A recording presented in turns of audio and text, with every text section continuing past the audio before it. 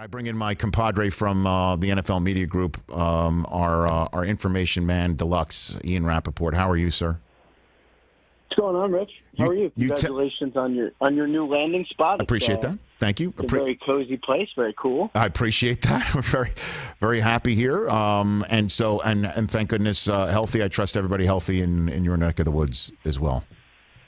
Yeah, I mean, healthy as far as the coronavirus is concerned. Not healthy as far as I have a 5-year-old and a 6-year-old, and all they've been doing is throwing each other off the walls. Okay.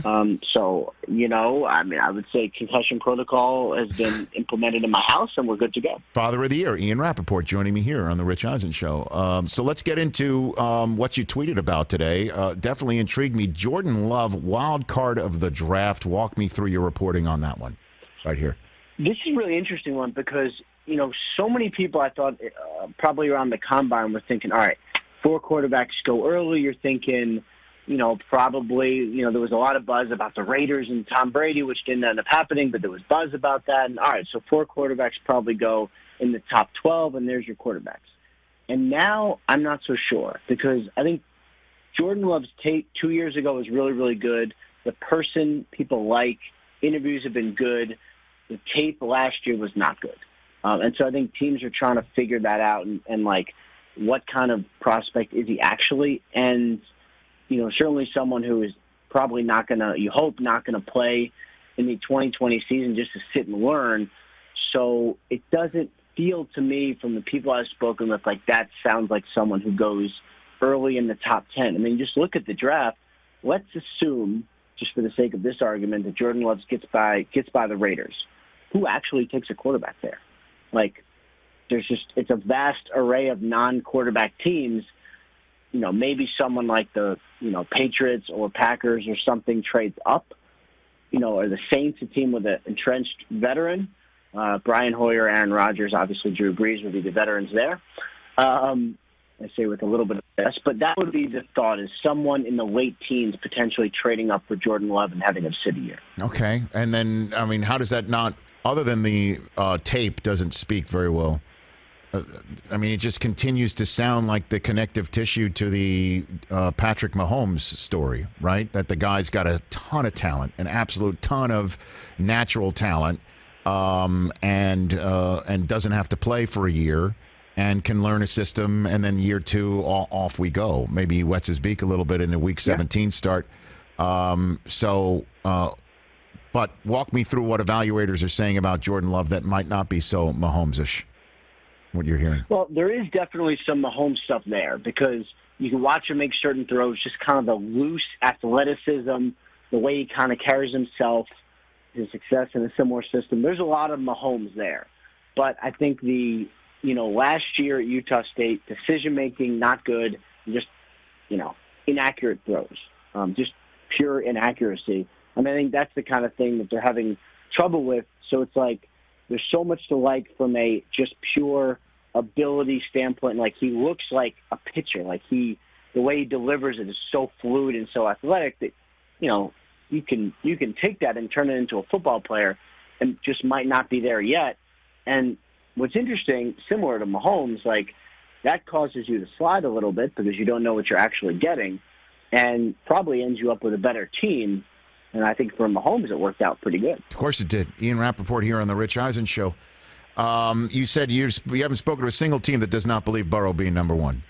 You haven't heard from a single person that does not think that the kid who just threw 60 touchdowns isn't the first overall pick in the draft.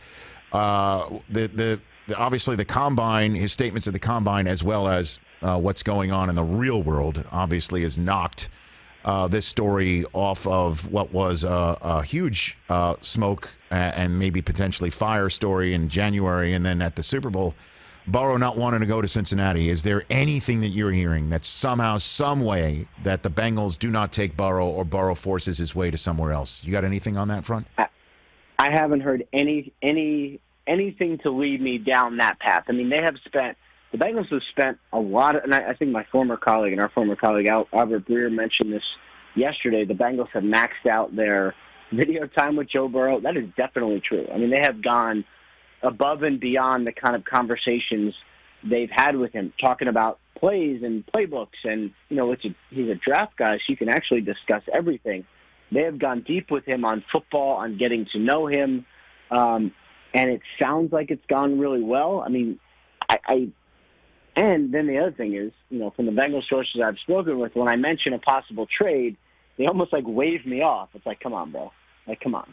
Because I think this is probably as clear number one pick as we've had in a long time. The film is just, poise, accuracy, decision-making, big moments, just nonstop. I mean, this seems like probably the most obvious choice in a very long time. And so the Tua market, I've talked about this with Peter King yesterday, Ian, and how the Tua market is an iffy subject, seemingly all of a sudden, despite the video that came out that shows him looking spry, and the question about the Tua market and Justin Herbert and the evaluation. Mel Kiper having Herbert over Tua in his mock draft to Miami. What are you hearing about on that front behind Burrow and the quarterback scenario? I wouldn't be that surprised if Herbert goes over Tua. There's a lot fewer questions. I mean, you have some questions with Herbert where it's like you want a little more, and I think anyone who spent time watching him, just from the TV copy, not all 20, just like the regular TV copy of Herbert, you say there's so much there. I want a little more, just some more plays. But as far as questions go, that's basically it. He's a good, smart kid, looks like a quarterback, great hair. I mean, there's a lot to like there.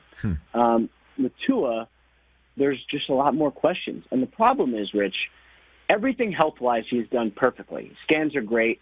He had no loss of blood. His mobility is great. He looks athletic. He looks like a quarterback. You still don't know what's going to happen in 3 years or 2 years or 5 years or 20 years. It's just, you just can't predict it. And so no amount of discussions will help you predict what's going to happen basically to his body. And then the other thing is, like we were talking about with Jordan Love, once you get, let's say somehow that the Chargers go, you know what, we're rolling with Tyrod, we're going to take a left tackle, and we're just going to be okay.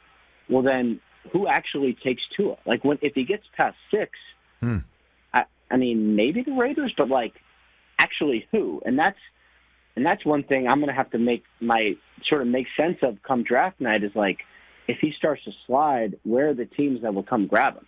Well, what about Jacksonville? I mean, Jacksonville's sitting there towards the end of the front 10, and they have Gardner Minshew. Obviously, Minshew mania was terrific. The question is how sustainable might he be as a quarterback in this league, as a starting quarterback in this league? Cam's out there, Jameis is out there, Dalton's out there. What do you think of the Jaguars market and thoughts? And then, of course, you've got those veterans sitting out there. If you can put those all together for me, Ian. Yeah, I think for the quarterback market for the Jaguars, I mean, I've heard some Dalton stuff. I know they're interested. I don't think they trade for Andy Dalton, but I know that they're interested in him as a possible backup if he gets released. I have not heard anything, and I do believe at some point they bring in a backup quarterback. I haven't heard that they would take a starting quarterback in the top 10. I mean, to me, they seem more like a team that either one could trade out and just fill different holes on the roster, or like Isaiah Simmons would be someone who you could see if he's even there, just moving them all around the defense and having some fun, being sort of like the kind of like Cam Chancellor basically in that Seattle-ish defense.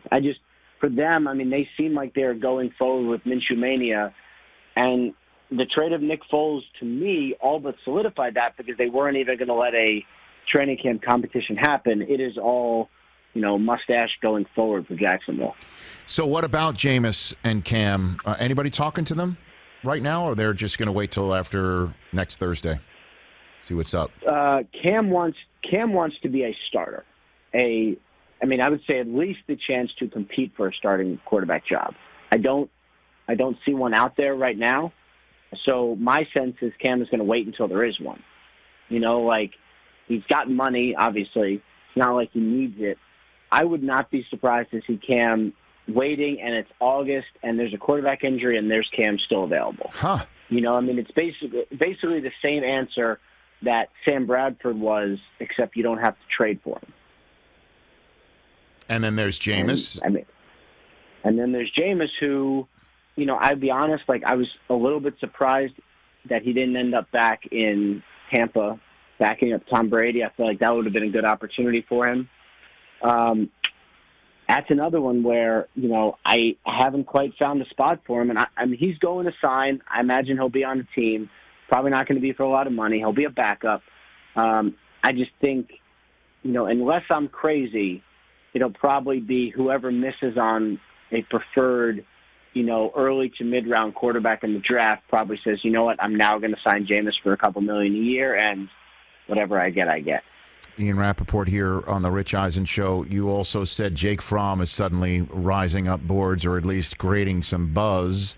Walk me through the quarterback draft board after Love, which obviously includes Herbert, Tua, and Burrow above him. Walk me through that, how you're seeing everything.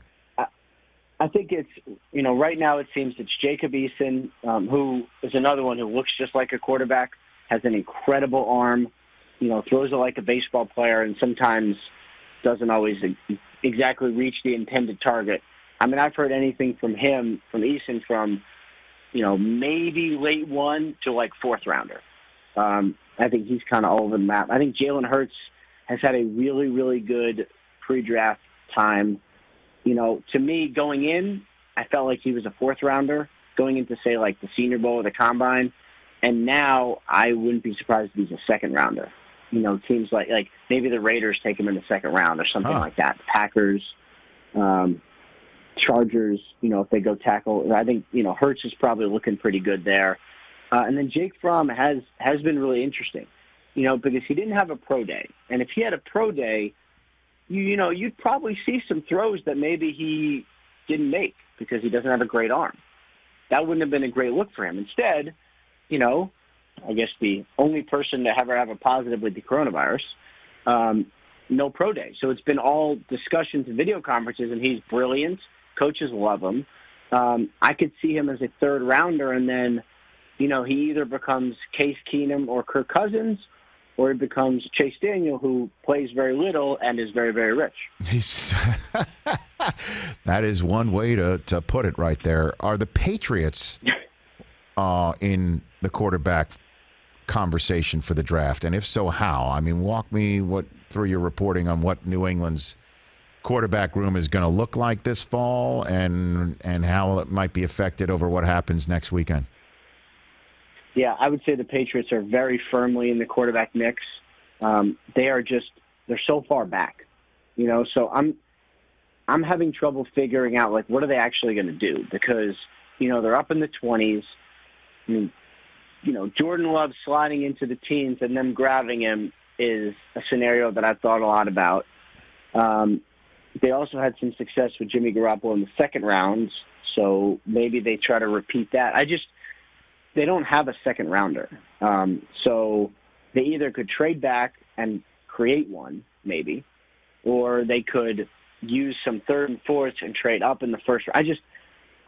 The Patriots are going to take a quarterback probably with a premium pick. I would just imagine it's not at the pick they currently have. So I see the Patriots moving up for a quarterback or sliding back, and then maybe also taking a quarterback. Well, I mean, obviously, teams aren't going to show their hand before draft at all, and the Patriots never show their hand. And Belichick speaking yesterday, I mean, good luck trying to figure out how they evaluate Stidham long term, or, he's asked about Brady, and his response was essentially, yeah, we went through all that, and I guess his asked and answered was never being asked, and his answer was in his press release statement. That's just it was classic up in New England to just shut the whole thing down. But, I guess that's the question, is how does Belichick view Stidham right now? And him and McDaniels view Stidham. He could love him. We have no earthly idea, do we, at all? My understanding is they very much like Stidham. They think his potential is great. There's a lot of positivity and a lot to like. The problem is they don't actually know, because he's never done it.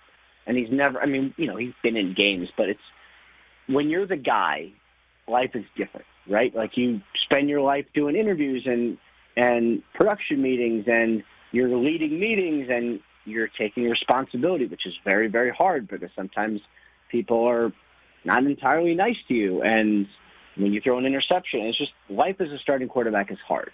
And they don't know how he would react. And so I don't think that they're going into the draft saying, all right, we got Stidham, we are good, like the Chiefs did with Mahomes. Like, it's not like that. I think we're going to add to the quarterback room. We'll put them together in, God willing, July and August, and see what happens. I mean, my guess right now is Brian Hoyer's the starting quarterback of the Patriots in 2020, but I think that is something that will be ever evolving as we get through next season. Ian, you're the man. Thanks for the time. We'll chat next week. Always enjoy hanging out, Rich. Thanks for having me. You got it. Thanks very much. Ian Rapoport here.